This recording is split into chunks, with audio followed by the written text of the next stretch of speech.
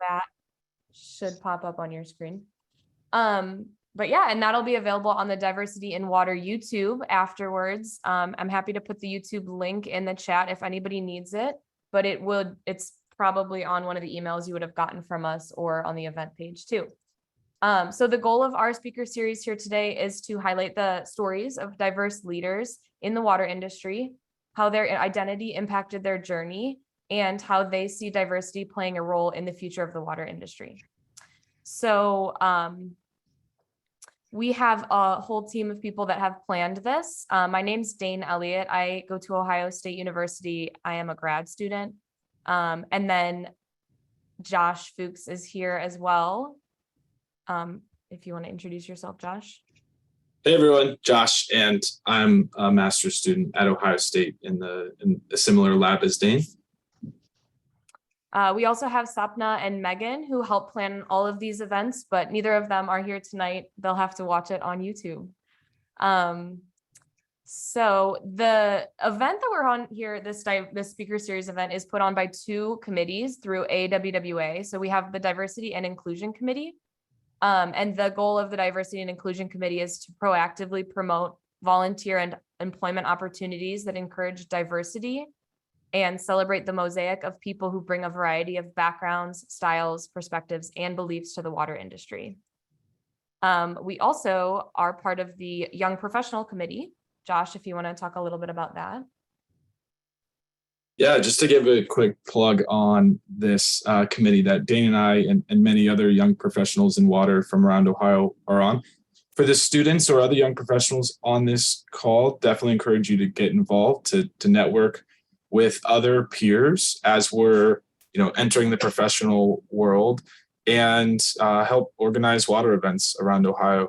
Things like this Diversity in Water series or career panels or water plant tours. And the events themselves are typically open for everyone. So if you're interested in getting involved with young professionals, you can follow the QR code and I'll send a link as well. Cool, thank you.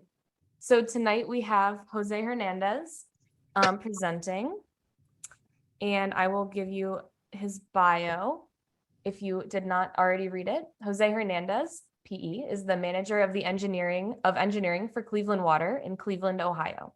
Cleveland Water is the 10th largest potable water utility in the United States, serving 1.5 million customers in 78 municipalities in Northeast Ohio.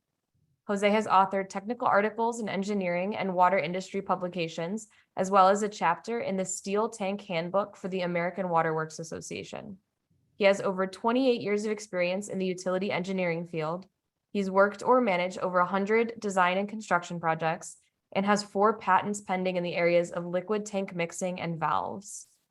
He was born in Caguas, Puerto Rico on October 6, 1966. He graduated valedictorian of his high school class at Notre Dame High School in Caguas. He attended and received degrees in bioengineering and mechanical engineering from the University of Pennsylvania in Philadelphia. He then relocated to Cleveland in 1994, where he's a frequent motivational speaker to school children throughout the community. He's also been a mentor to dozens of high school and college engineering-oriented students for the past 20 years. Jose's hobbies include historic reenactments of the American Revolutionary War and the Spanish regiments of the Americas of the 18th century, tropical fish keeping, tool collecting, and home improvement. So I'll hand it over to Jose and we will hear your slides if you want to share your screen with us. See if I can get this right the first time. You can practice all you want, but it's always stressful when you have to. There we go. Okay. Am I there? Yes, I see him. Awesome. Okay, well, first of all, thank you so much to everybody who's joining us tonight. I'll be honest, I'm a little embarrassed to talk about myself, as most people are. But if it helps you, particularly the students that are on the call, to look at what my trajectory has been since I was little, because I'm going to talk from the time I was young until pretty much now, then, wonderful. And so feel free, I guess we're going to go through the presentation, and at the end, I'm here as long as you need me or want me to be. So if you have any questions of any kind about, being an engineer, the water industry, what I do, what I went through, what I go through, I'll be more than happy to share with you. I'm going to go through this presentation. I have to warn you, you're going to see a lot of colors, a lot of history, a lot of things that I like, because they told me the presentation was about me, to talk about me and how I got to where I am. So that's what I'm gonna try to do. But first and foremost, I want to thank, the diversity committee of the Ohio American Waterworks Association. I have been a member of the American Waterworks Association my entire career, and it's been wonderful for myself as an engineer, as a manager, to get that kind of guidance from an organization, an umbrella organization, which is really an international organization. And so happy to be invited to do this tonight, to talk about specifically what makes me diverse. And I'll try to show you that best way that I can. Also, what I think has made me successful, and some other things. So again, I'm going to do my best to stay within the time they gave me, and tell me about half an hour to talk about myself. Hopefully it'll be less than that. If it's a little more, then I'll try to rush through and get done on time. Okay, so moving on, here we go. If I can get the slides to change. Oh, all right. So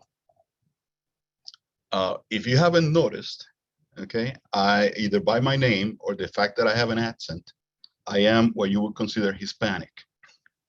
Okay, that means, more specifically, I am Puerto Rican. So the first part of this presentation is going to be to tell you what that means, how that makes me diverse. Okay, and as Dane told you, I was born in a town called Caguas. And you see that red dot on the map there, that's a map of Puerto Rico, and that's where Caguas is. It's kind of in the center of the island. And Caguas is a valley. It's surrounded by mountains in Puerto Rico, and to the northeast, and you can see it there in the background of that photograph. But you have the Yunque National Rainforest. It's the only national rainforest in the United States, and it's just a wonderful, beautiful place. Imagine being born in a place like that. You come out of your house every morning, and that's what you see. And since I was a child, that's what I saw. This is a wonderful, wonderful place to grow up. I have to warn you that I have a love for history, and there'll be some historical facts here, so bear with me as we move through the presentation here. Oops, the other way. Okay, so a few historical facts about Puerto Rico, where I'm from. Well, if you notice, that picture on the upper right-hand corner is a picture of the New York Times from the summer, in fact, July 27th, 1898. Okay, and that is the day that the New York Times declared that Puerto Rico had invaded, that the United States had invaded Puerto Rico, and that it was now in the process of occupying Puerto Rico. Up to that point, Puerto Rico had been a part of Spain, actually since the year 1493 until that year 1898. So for about 405 years, Puerto Rico was part of Spain. It was an occupation. It was a military occupation where the island was taken over, and eventually the war was won by the United States, and Puerto Rico became part of the United States and has been part of the United States since 1898. Puerto Ricans were not U.S. citizens right away. Okay, we were, I guess, the property of the United States at the time, citizens of nowhere. In 1917, there was a law that was passed by the United States Congress called the Jones Act, and part of that law made Puerto Ricans U.S. citizens. One of my grandparents, my grandfather was born in 1913, so he was actually born a citizen of nowhere. That was the reality that Puerto Ricans lived on the island at the time. It was a rough time. It wasn't until the about the 1950s when Puerto Rico was actually allowed to self-govern. And at that point, it became a commonwealth of the United States, essentially a state, with limited rights. So Puerto Ricans are allowed to vote in the primaries for president of the United States, but they're not allowed to vote for president. So it's an interesting state of affairs when it comes to Puerto Rico. Everyone in Puerto Rico pretty much speaks both English and Spanish. But if you ever go there, which I'm going to try to convince you on the next few slides to go there, most people there speak Spanish. So it's a good reason why you hear me now and I have an accent, okay, because I spoke Spanish growing up. The population of Puerto Rico is fairly mixed, white, black, and Native American. We'll talk a little bit more about that in a second. Well, here, I'll tell you now. Many of my friends, myself, many people I know have done DNA tests to just curious to see what Puerto Ricans are. And it turns out that the vast majority of us are pretty much made up of the same composition, which is about 40% African, 40% white Iberian, essentially from Spain and Portugal, and 20% Native American, Taino Indian. So that's pretty much my composition. How's that for diversity?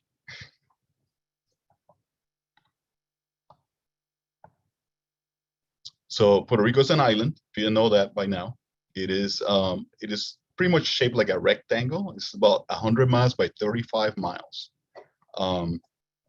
and it is a heavily populated island. It has about 3.5 million people. Actually, that's down from about 4.5 million people. We had a hurricane, if you don't know, a few years ago called Maria, and a lot of people unfortunately had to leave Puerto Rico. We estimate about 1 million people left Puerto Rico after the hurricane, and so the population is down to about 3.5 million people today.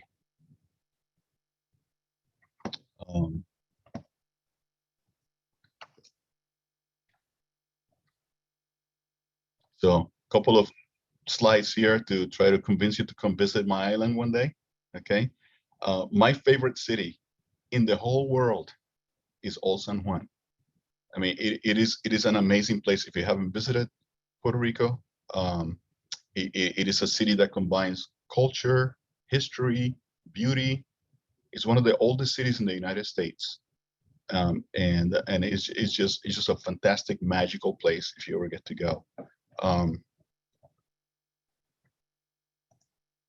I guess this slide here, pictures speak 1,000 words. So my two most favorite beaches in the world are Luquillo and Flamenco Beach in Puerto Rico. Many beaches in Puerto Rico for many years were used by the U.S. Navy as a target for missiles from planes and ships, including some of the beaches that I visited. And one of my favorite beaches happens to have that little landmark there of an old Sherman tank that was used as a target by the Navy. That's no longer the case in Puerto Rico, not since about 20 years ago, but we still have those little relics here and there, and they're just distinctive today. But you can see around that just the absolute beauty. That is my island of Puerto Rico.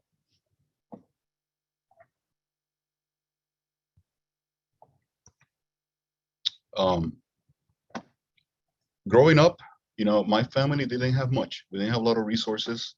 My parents worked very hard, and my mother, as you'll see in a minute, was a teacher, and she realized, she realized that we were a little smart.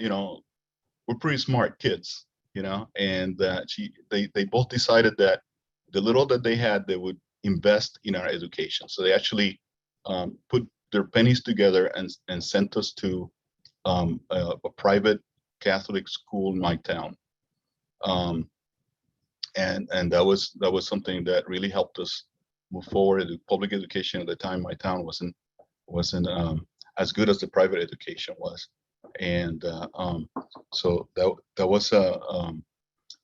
was a great help to us. So I went to a high school called Notre Dame High School. I graduated in 1984. So yes, it makes me officially old. And I have to tell you that I was inspired at that school by a teacher called Mr. Grillo, Mr. José Grillo, who was the science teacher in high school and eventually became the principal of the school. And he really encouraged me, to pursue science.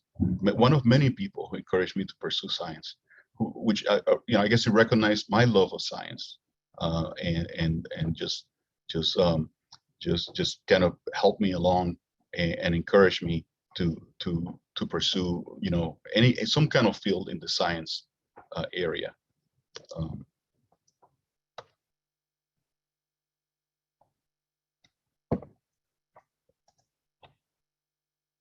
Yep. Okay.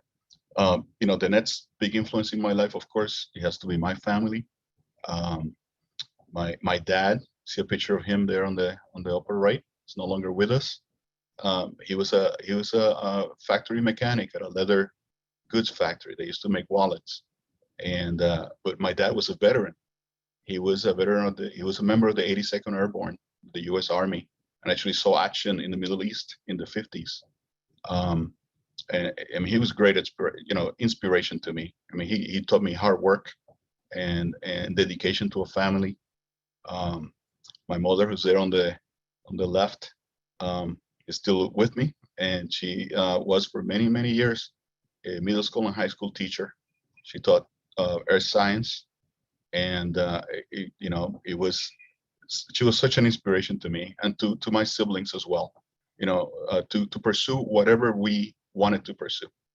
You know, I grew up in Puerto Rico, and even though I guess I'm considered a minority here in the United States, I was never a minority. I was a Puerto Rican just like everybody else. You know, I never had in my mind any doubt as to what I could be. You know, there were no limits to what I could be. I wanted to be a doctor. I wanted to be a doctor for the longest time, and I would have been a really good one, let me tell you. Okay, my friends will tell you that. My grandparents had grown up in that time when Puerto Ricans were essentially property, and they,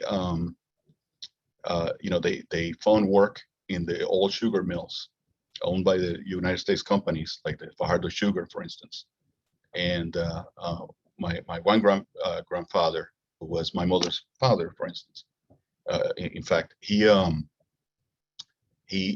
was an orphan at a young age, and as a child found work at one of these sugar mills, and he was always in awe of the engineers that worked at the mills. A lot of them came from the States, and they would work with all this humongous machinery to process sugar cane.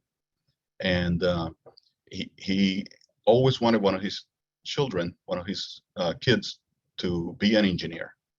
Unfortunately, the only one who even went to college was my mother. She was the only one in the family who had gone to college. And we're having that conversation. And my grandfather was the person who taught me how to read when I was 3 years old.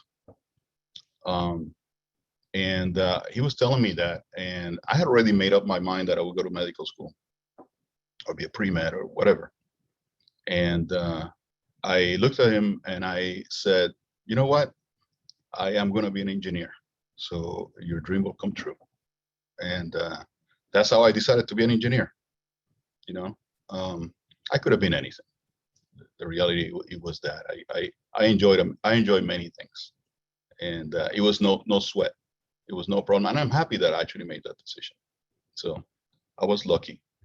But both my parents, you know, they taught us kids to love our community, to love each other, to love our family, and as you can see from my siblings there on that graphic, we're all public servants. Go figure, you know. So it's that love the community that really, you know, I didn't set out to work in the water industry. I didn't set out to be a public servant, and neither did any of my siblings. We just ended up doing that, you know, finding a way to service our communities, to try to make our communities better. Even though, you know, it was always my dream to be at NASA and be an astronaut and all that stuff and be an engineer. You know, when I was a little child, it wasn't to be for me. But my sister has been an engineer at NASA for almost 30 years now, and another great person, and somebody I'm very proud of. And I'm very proud of my brother and my other sister as well. Both very deserving public servants. One as a teacher and one as a police officer. My grandfather and my uncles, the ones that didn't go to college, they were teachers nonetheless. They were teachers of welding, and they have a welding shop. And I happened to grow up there. I happened to grow up mixing paint for them and watching them build things and put things together. And that was the part that was inspiring me to be an engineer. Even though I like the medical field, I always enjoy, thinking about how things could work, be put together and find solutions to problems. And I saw them do that all the time without an advanced education, and it was amazing to see. That's, by the way, it's a picture of my grandmother who lived till she was 99. She just passed away a few years ago, and it was wonderful having somebody with that kind of experience in my life also advising me.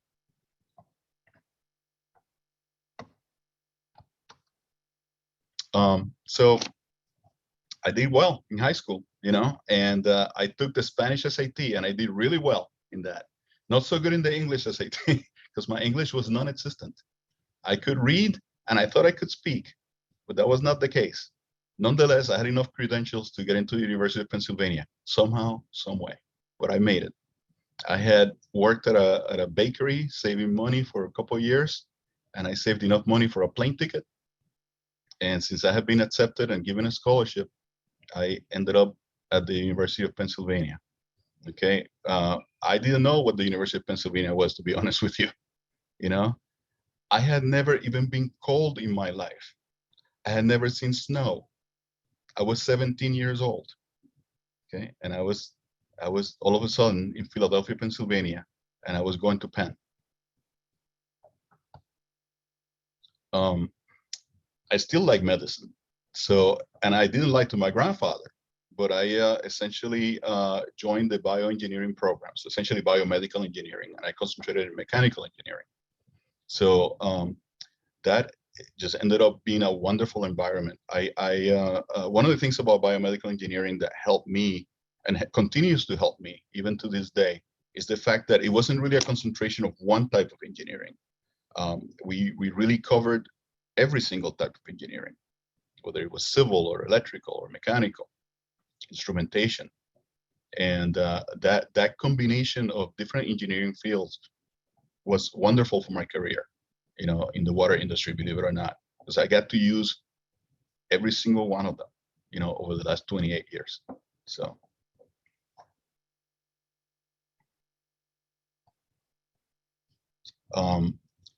But when I first got there, I could not form a single sentence in English. Okay, what you hear today is a work in progress for the last since 1994, since 1984. Okay, so it took me, I guess, about a year before I could actually be understood by anybody else, and that was a lot of hard work, a lot of watching Mr. Rogers' Neighborhood, listening to Beatles songs. And David Attenborough on PBS. Those were the only shows and the other people I could understand. But eventually I got it, and I got to knowing, being able to speak, communicate, and then from that point on, Penn proved to be a great place to be because I got to know a lot of people. I got to meet a lot of people, and then I also met some professors that were instrumental in actually inspiring me further to pursue what I wanted to pursue. And I want to acknowledge Dr. Bogan, who was my advisor my senior year, and actually recognized in me a certain aptitude for leadership. And he made me be the manager of the senior capstone project at the University of Pennsylvania. Go figure, and that was great. It was wonderful to be able to manage such a group of accomplished students at the university on such a complicated project at the time for me. Anyhow, so that's only part of the story. On a personal level, I did meet a woman at Penn. She was a Black woman that had been born in Detroit, Michigan, and I fell in love with her, and we got married. Okay, we got married in 1992. She wanted to get a master's in public administration, and I said, sure, I'll kind of put my career on hold while you do that, but then I'm also going to take classes at the Phelps Institute of Government at Penn, and I ended up actually almost completing a whole year of MPA, of the MPA program, just because I could. at the time do it.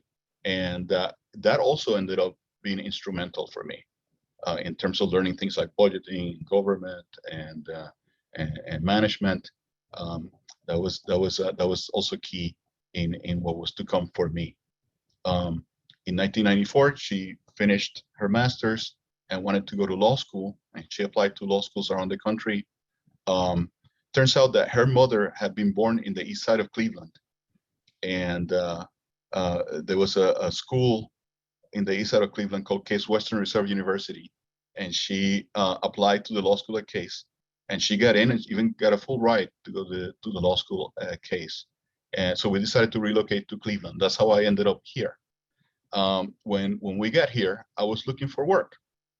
The water business was not anything that I had thought of, to be honest with you. But I had a contact at the Division of Water in Cleveland, and they said that they had an opportunity for an entry-level engineer. And I came and I met with some of the engineers here, and they told me about what they did, and it all seemed very interesting to me. And I said, why not? You know, this sounds great. And I ended up joining the Division of Water in the city of Cleveland in 1994. So 28 years ago, I started my career here. So I had 2 kids that were born in the city of Cleveland. Okay, my beautiful daughter Karen is now 25, and she's a graduate at Tulane University, and in administration and marketing. And I have a very handsome son who's a very talented musician, and he's at Loyola University, also in New Orleans. Both my kids are in New Orleans, Louisiana, and I'm very proud of them. And they were both born and raised in Cleveland, a wonderful place I found to raise my children and to live and to grow and to work and have fun. So a little bit more about me. You remember my mother told me to explore and do things that I enjoy and never be afraid to try anything. So I did, and I continue to do so. And so some of my hobbies, they include a historic reenactment. I enjoy sharing, particularly with the youth. You can see me there with a bunch of kids from Puerto Rico, telling them about their history in a living history kind of way. So I continue doing that. Last time I was down there doing that was last year, and I also participate here in the States. It's about the same time as the Revolutionary War in the United States, so I also enjoy that time period, and I volunteer here in the States, mainly in the East Coast, in events that they have. I mean, I enjoy fish keeping. I did that because I started working in the water industry. I figured I want to learn about water, wastewater, and actually fish keeping ended up a great way to learn both things. And so to this day, I keep tropical fish. And then my other hobby, my other love is renovation. I do all kinds of renovation. That whole picture that you see, that whole house there, I flipped. You can see that. It's all work that I did. So anything carpentry, electrical, plumbing. One thing that I didn't put here is that I enjoy how to sew. I have my own sewing machine, and all the outfits that you see that I'm wearing in my reenactments, I made myself. So if you're an engineer and you're listening to this presentation, I highly encourage you to learn how to sew. You'll be amazed all the things that you can do, particularly if you want to invent things, if you know how to sew. So anyhow, let's talk about my career here at Cleveland Water, okay, for a minute. So why water? I think, Josh, you were asking me about why only 6 months. Okay, well, when I first joined the Division of Water, and I met with the engineers here, you know, water really wasn't something that I was looking into or that I thought I would be working in. So, but you know, it was a job, and it was a good job. And I told myself, well, I'll just be here 6 months. Then I'll go get my master's, or I'll get a better job, or I'll do something else. Well, that was 27 and a half years ago, and I'm still here. Okay, I became enamored with the field, what could be done. I was, one of the first things that someone told me is, well, this is a field where there is no more progress to be made. It's a field that it's exhausted. And how wrong were they? And how happy I am that I didn't believe a single word of that. That I believe that we could make the field better, and we have done that over the last almost 30 years. So, well, my career here began as a senior assistant mechanical engineer. That was my entry-level position here, and I did that for about 5 years. In that process, there were two things that happened. First thing that happened is that I joined the AWWA and became exposed at the national level to the industry and the challenges and the tools and everything else that was available to us. For particularly challenges, that's what I was interested in. My life has been a challenge from the beginning, and that was appealing to me.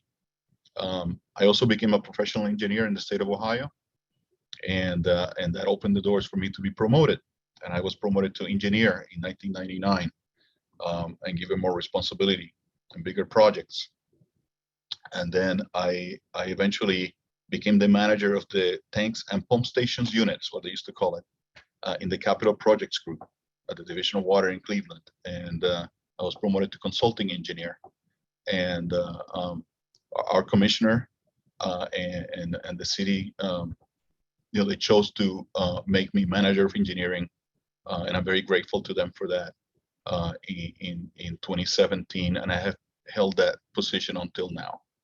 And it's been wonderful, a wonderful experience, building up our staff and our capabilities, and doing some of the things I'm going to talk more about in a minute.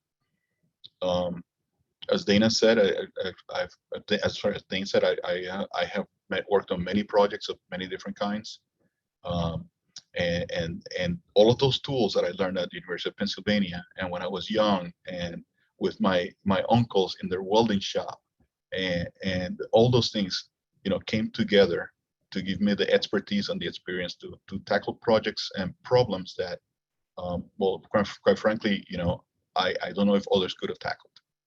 And so that was great for me.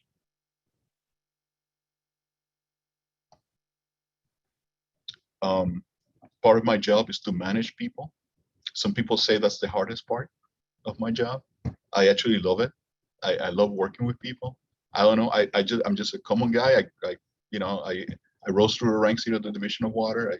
I'm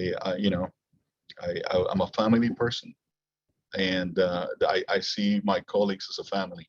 And but it is a challenging job and a big responsibility. There are a number of groups that actually I manage, including capital projects. The City of Cleveland on a yearly basis has upwards of $70 million in capital projects that have to be executed. A plan review section that verifies any kind of changes that are proposed by anyone to our water system. We manage $50 million a year in contracts with contractors that help us repair mains and many other functions that we do out in the right of way. I also manage the planning and hydraulics group. The planning and hydraulics group in any water utility is the heart of the water utility. It's what dictates the shape of the system and how it's managed, and extremely important section. And then, every section is important, but I would consider hydraulics and planning to be the heart of water utility. Document management is incredibly important in our business. The Division of Water in Cleveland has been in existence since 1856, 166 years. And we have many, many facilities, and some are old. Quite a few of them are old, and having adequate documents to document every aspect of those facilities is critical to what we do. On the newer side of things, GIS, such a powerful tool now for all water utilities, or all utilities, or many things around the world, actually. And I'm happy to say that during my time as manager, I've been able to build a wonderful group of GIS techs that work for us, and they do an amazing work every day for the Division of Water in Cleveland. And the newest thing that we are very proud of is our lead connection management program. And I could probably make a whole presentation one day just on that. So, and we'll come back and do that one. So there were some questions that the committee gave me ahead of time. And one of them was they wanted me to talk about some career highlights. Again, I can do a whole presentation on just career highlights, but I picked 3 things that I consider to be the things that I think back the most on, that were the most impactful in my life and my career. Okay, the first one was 9/11. I think a lot of you were too young to maybe remember. I don't know. Maybe you were little. I see some of you were around when I was around, and I was an engineer here. And this is an event that changed the water industry, and Cleveland was not an exception. And at the time, I was named the project manager for all the security improvements for the city. And that was not only a technical challenge, but also a challenge of dealing with people who were not used to this kind of restrictions and dealing with this kind of concerns. And that was a big challenge for us. And we learned a lot, mainly how much we didn't know about security, but we got through it, and we, to this day, continue making this a priority at Cleveland, as many other utilities do. Second challenge of my career. Well, August 14th, 2003, a day I'll never forget. Okay, I was at what we call our Strongsville pump station, one of our secondary pump stations. I was leaving. About 3 pumps were running. I heard every single one of them trip and the power go out. I looked back and I said, "Oh, we got some trouble out here." So I called our control center and I said, "The power went out at Strongsville." And they laughed and they said, "The power went out everywhere." And I said, "What? Are you serious?" Well, bottom line is I didn't go home for 3 days. After that, never actually made it home that day. And the challenge was bringing back a major water system, 10th largest system in the country, bringing it back from being depressurized in as short a period of time as possible. And that was an amazing experience, and such hard work to get it done, but it got done, and something I'll never forget as part of my career. And last but not least, I had a part in a field that is now commonly known throughout the world, and that is tank mixing. In the late 1990s, me and one of my best friends, Sami Saru, one of the smartest engineers I know, who was my supervisor at the time, and I used to ask all kinds of stupid questions as a young engineer.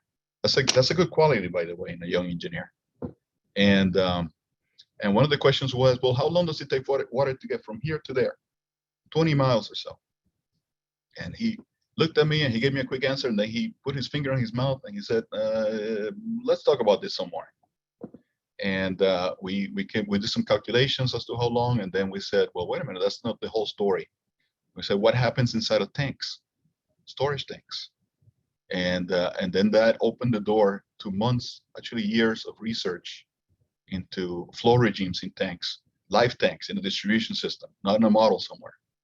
And eventually resulted in us patenting a number of different versions of mixing systems, passive mixing system for tanks. None of these are commercially available, but a lot of these are installed in Cleveland tanks. And they have been in use now since, I think the first one was installed in 1999. So very proud of that, and my little contribution to changing, improving the quality of water around the world. Another question that was posed to me was what has helped me grow and prosper in this industry. Well, I have to tell you, the love for public service. The same thing my parents instilled in me as a young child. Loving my community, wanting to see things better. I can't think of a better, more important job than to provide clean, safe drinking water to people. Imagine doing that for 1.5 million people every single day. It's just a wonderful, wonderful opportunity and privilege to be able to do that. The freedom of growing up in Puerto Rico and understanding as a Puerto Rican on the island that there were never any limits in front of me, that I could do anything that I put my mind to. If I worked hard, it wasn't just that it would be handed to me, that if I worked hard and dedicated myself, that those opportunities would be there for me. So again, just the hard work and the dedication that I learned from my parents. And so I would say those are the main drivers in my life for what has made me successful and prosperous. Another question I was asked: what advice can I give for success? So, believe it or not, that's a question that I'm asked often. As Dane said, I've had dozens and dozens of interns, new employees, other people that come. I go speak to young people, and so I will tell you 4 things that I think everybody should know, particularly if you're in school now, or if you're thinking about a career, or how to move ahead in your life. The first one, and I want you to think very carefully about this, is a question. And that simple question is, what is happiness? If you've never asked yourself what that is, you should. Okay, you should. Now I'll give you a clue. So happiness is nothing but the achievement of potential. It's unique to you and everyone else. And it's not a destination. You're not working to be happy forever. Okay, there is a pursuit. Okay, you're pursuing realistic goals in your life, and as you achieve those goals, you will be happy. Okay, keep that in mind. Second thing that I tell young people, and something that nobody ever asks, just like happiness, is how do we learn? How do you learn? Those of you who are in school now, how do you learn? Well, I happen to think that learning is just creating memories in your brain, and the memories are nothing but scars on your brain. And those scars are the result of intense emotional activity in your brain. Okay? And what does that mean? That means that if you want to learn something, the way to do it is by caring about it. If you do not care about something, you will not learn it. So the first step, if you're trying to learn something, make sure you care. Even if you don't care, you won't learn it if you don't. Okay? Think about it. The third thing that I teach people, and this is particularly important for people in the engineering field that are watching, but it applies to many other fields, is the cost of things. The cost of things. Things cost more than you think. Things cost more than most people think. Okay? If not, find out how much the door to your office cost, or perhaps the office chair you're sitting on. You might be surprised what you find. Okay, and so do your homework and find out the cost of things. And the last thing I'm going to tell you about, in terms of advice, is to understand that in this society, in this world, there are 2 kinds of problems. Okay, there are political problems and there are technical problems. By politics or political, I don't mean Republicans and Democrats. Politics is a Greek word that means pertaining to people. So these are people problems or technical problems. You cannot solve a technical problem with a political solution. And you cannot solve a political problem with a technical solution. You need to find the right solution to the right problem. And the first step in finding the solution to the right problem is understanding the nature of your problem.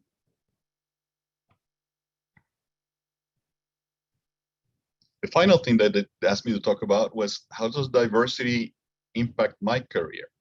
Okay, I've already talked about how diversity has impacted my career so far, but how does it impact my career now?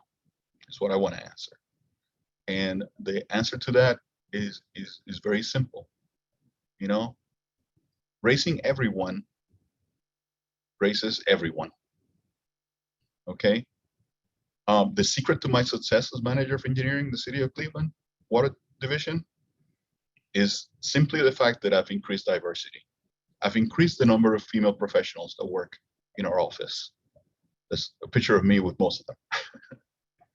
have increased the number of professionals of color in our staff.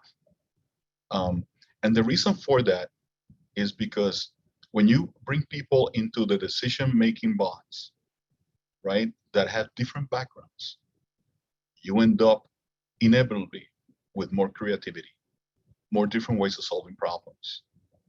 And that makes you successful as an organization. And there is nothing for success in an organization but a creative environment. Okay, well, that's all I have for you guys today. So, gracias. And here I'm open to questions, so shoot.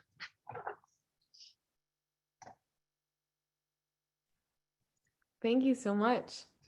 All right, we have yet to get any questions in the chat, so now's the time to post them.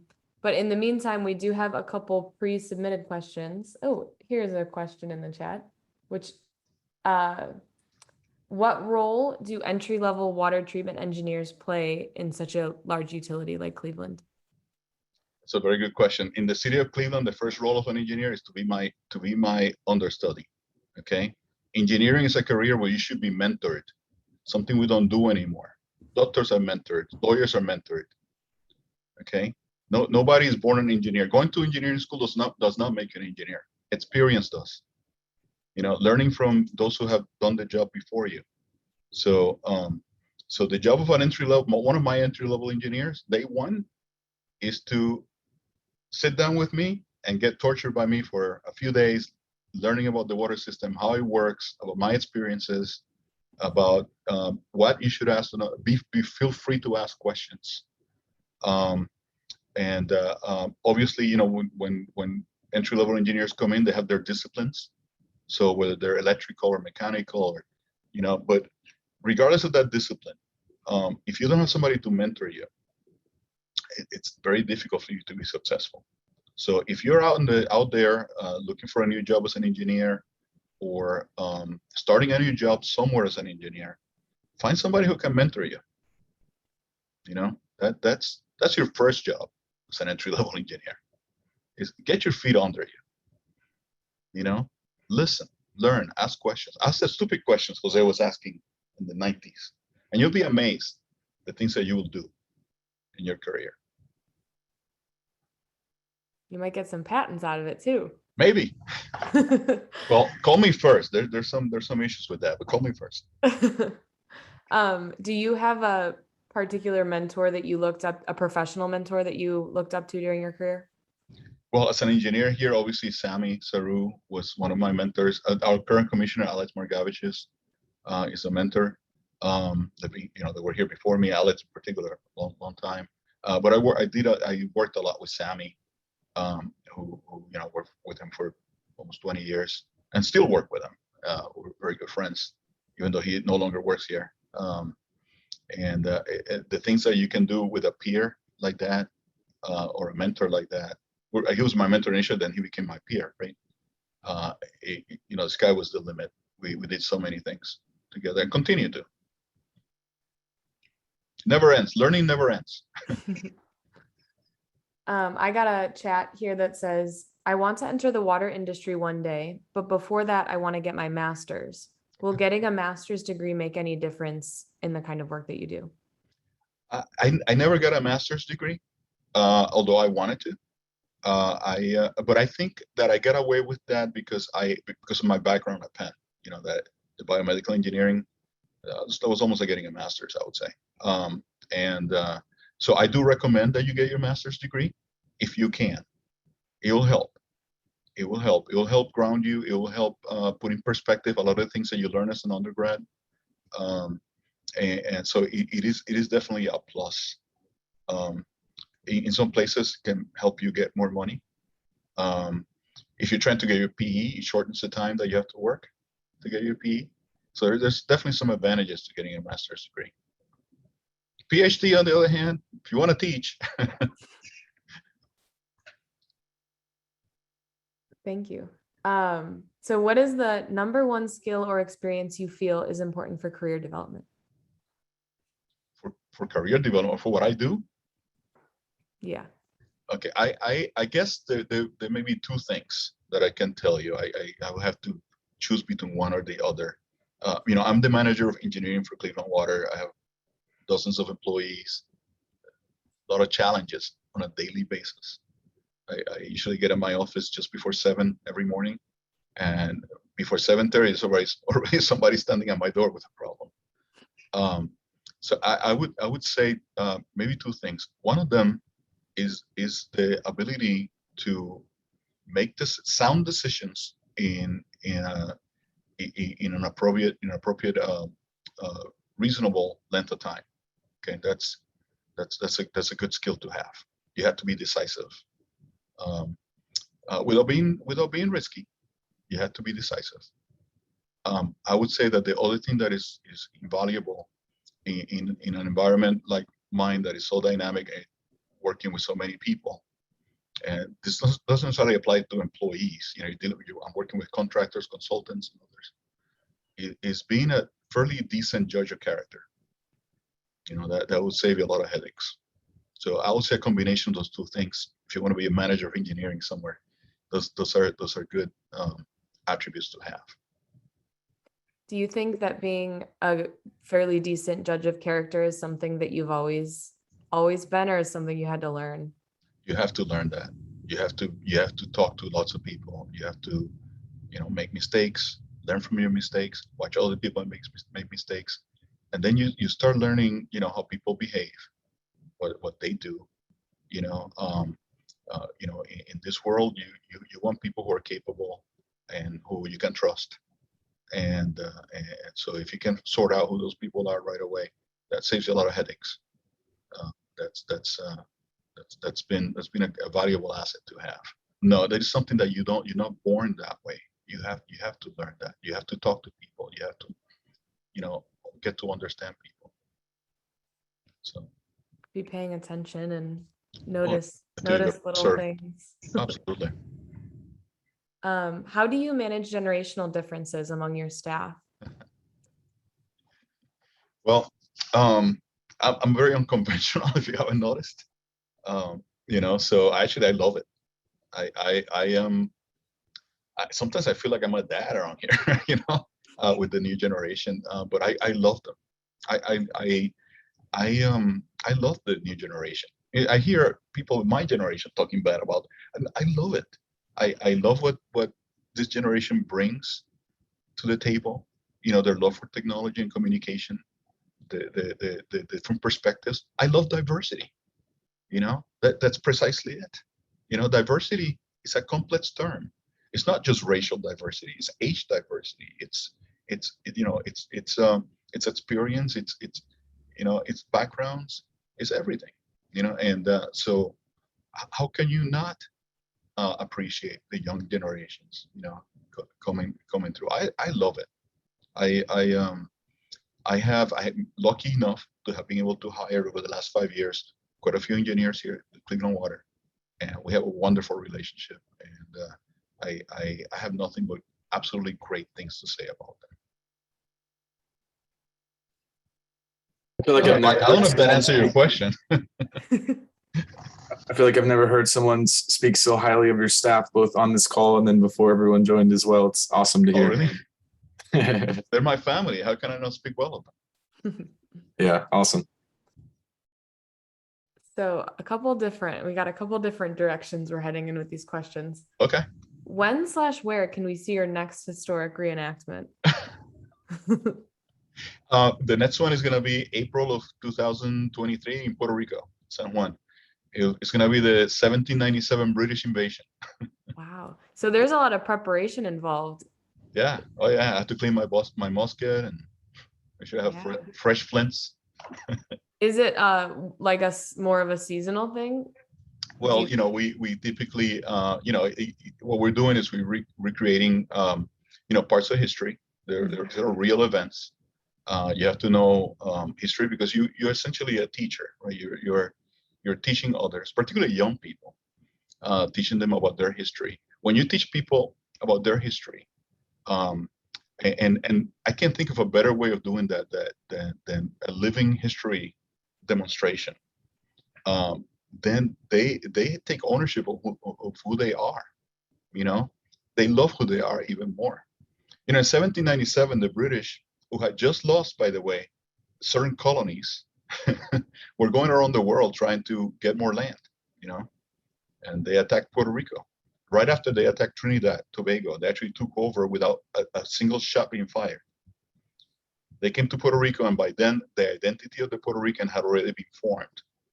And the Puerto Ricans actually routed the most powerful army in the world at the time, in 1797.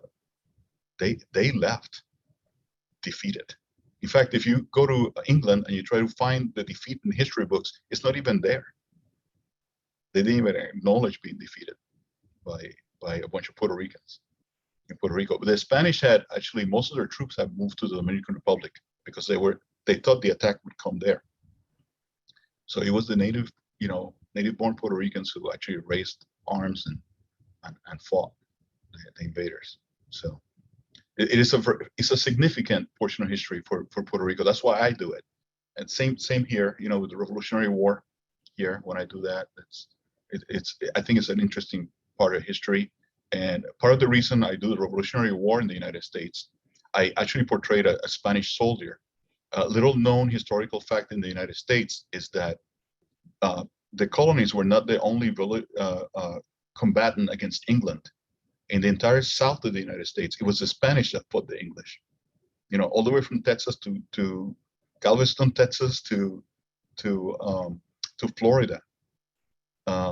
The Spanish army of the time, the regiments of the Americas, never lost the battle against the British. So anyhow, there you go. So next April, end of April in Puerto Rico. I'll see you there. Awesome. Yeah, we'll be there.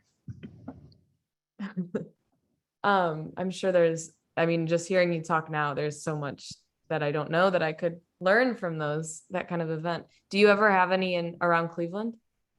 The closest one that I've done here is the War of 1812. And there are some sites actually in near Toledo.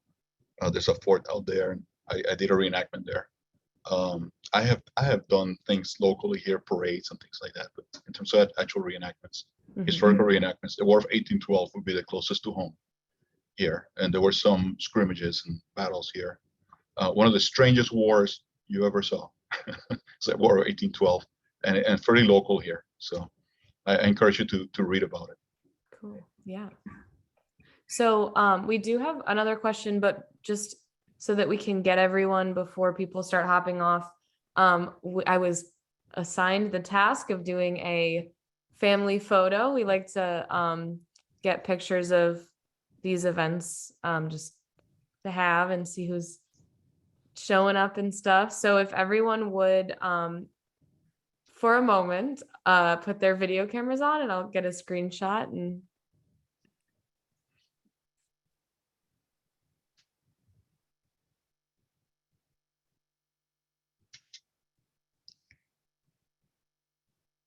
awesome. Alrighty. I think I got most everyone. Cool. All right, 3. I'll give it another second. All right, 3, 2, 1. Okay, cool. All right, I got a couple. Cool. Thanks, everyone. Okay, and then just one more bit before we go. We can go for a few more questions, but I just wanted to announce our next speaker, which will be in November 10th, Thursday, November 10th at 5:30, is Jessica J. Glow which is her, I've been told that's her nickname, from Akron, City of Akron Water Supply. So can't wait to hear from Jessica. And hopefully everyone here will be attending that event as well. So thanks everyone for coming. And I do have a couple more questions. I just wanted to get that out there into the world before we finish up. I have one more question in the chat. What role do you think engineering will play in the water industry in 20 years? in 20 years. Well, you have to look at the road that, the way that technology is heading now.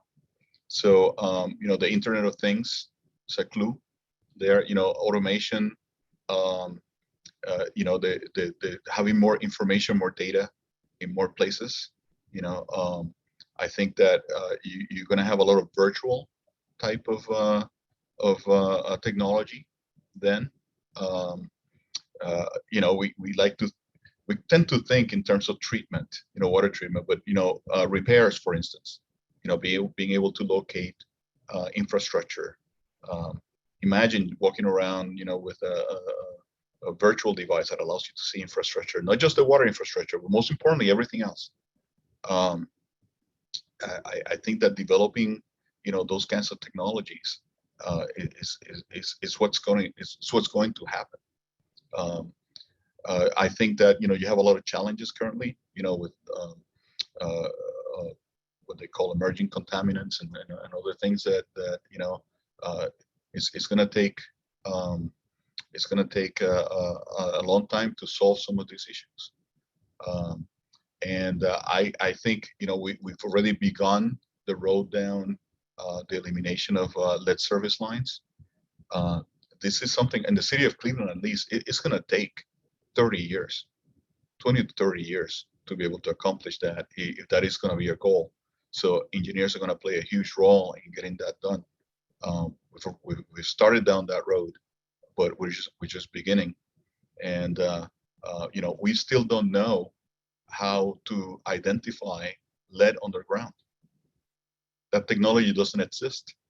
It must be invented. In fact, the City of Cleveland Division of Water, we designed and constructed a test facility where we have lead pipes buried, connected to water main. It's not attached to our system, where companies can come in, or universities, or anybody come in. We actually work with the Cleveland Water Alliance on this and test those technologies to see if so we're starting down that road. But I will tell you, don't listen to the people like what they told me when I first started. The water business is an old business. There's no more progress to be made. That is far from the truth. We're going to be busy. Yeah. That's 20 What years. that sort of segues into a question that I had. What do you anticipate will be among the most pressing water issues facing Cleveland in the next 25 or 50 years? Yeah, so we have, we're fortunate in Cleveland that we have a very stable source of raw water. We're talking about that before the presentation. So treatment is not easy, but it's simpler than other places for us. But the aging infrastructure is something that is undeniable. And the existence of lead is likely we could have 120,000 lead connections in the city of Cleveland alone. And so that is going to be a challenge for us to do. But we're up for it. Take care of it. Yeah. How do you encourage more diverse staff on your team? It's hard. I am sorry to say, I'm still the only Hispanic engineer here. After I retire, unless I can find one in the next few years, there won't be another. So I'm looking. Some groups is easier than others. I'm so happy and amazed that I can find wonderful, talented, professional female engineers.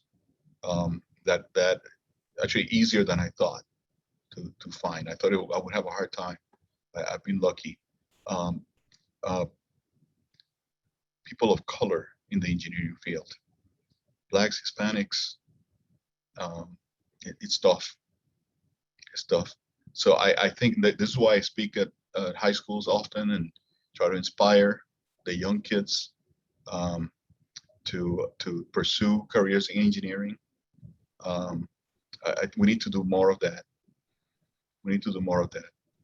Just remember what I say, rising everyone raises everyone, and that is true. We need to do more of that. Yeah. We will have to, Josh and I will have to circle back with you We were talking with Danita, I don't know if she's still on this call, about trying to connect more through the YP committee of OAWWA with high schools and middle schools, because we have a pretty active or a pretty good connection with different universities. We put on events, but we'd like to strengthen the connection with middle school and high schoolers just to get talking to them earlier. So maybe we can work on that with you. Yeah, high school is too late, Middle school earlier too. even earlier. Earlier, yeah. I think that we need to look younger. I think by the time kids are in high school, they don't have the background, that's required. You also don't want to set people up for failure. You need to set them up for success. So yeah, you need to get to the young kids. I'm not entirely sure how to do that. So, but that's what we got to do as an industry. We have to look at the young kids and try to inspire them, support them. Make sure that they understand that there are opportunities for them, that there are no limits if they work hard, and make sure that they understand they have to work hard. Nobody can hand you anything. You have to work hard, but you have to also know that the opportunities are there if you work hard for you. And so yeah, no, the younger the better. I think when you talk to 10th graders, 11th graders, maybe you'll catch one or two. Yeah. You need to get to and to schools. Schools should be dedicating themselves. So maybe not just the kids, but to identifying kids early and they have the abilities and try to help them. It's not easy, but we have to do it. Yeah. Well, we don't have any more questions unless anybody wants to add any last musings to the chat, or feel free to unmute yourself. Jose, this is Hi, Stephanie. I've worked with the kids for 17 years. Hey, and you have just been wonderful. I had sent something in the chat, how you have worked with our kids, volunteer anniversary of the tunnel rescue, how you surprise us all with having the high school kids, high school interns, and the college interns replicating the gas mask. I was floored. I mean, you have done so many wonderful things with the kids. I just wanted to say thank you so much. I just couldn't leave the session without saying that. My pleasure. Thank you. Thank you so much, Jose, for speaking to us today, for putting your presentation together. It was awesome to hear about your experiences and your stories. Thank you. Thank you all very much. Hi, Jane. Can I say something? Yeah. So I just want to encourage everyone who is participating to keep participating and, go to the YouTube. These videos are available from the series. And these are the type of things that if you're doing career days, you can play snippets of it, direct people to the site, introduce them to speakers talking about their experiences and careers in the water industry. So, there's a lot of tools in the toolkit. So I just encourage everyone to use the tools. And shout out to Jose, my colleague, for agreeing to participate. Thank you, Anita. I have a link I can send right now to the YouTube just for everyone. If you don't have it, putting it in the chat. That is our YouTube channel where we post all of our events. So, if you should totally come to all the events, but if for some reason you can't make it, I still recommend you register and or keep an eye on when it is, and you can check out the YouTube afterwards and watch what you missed.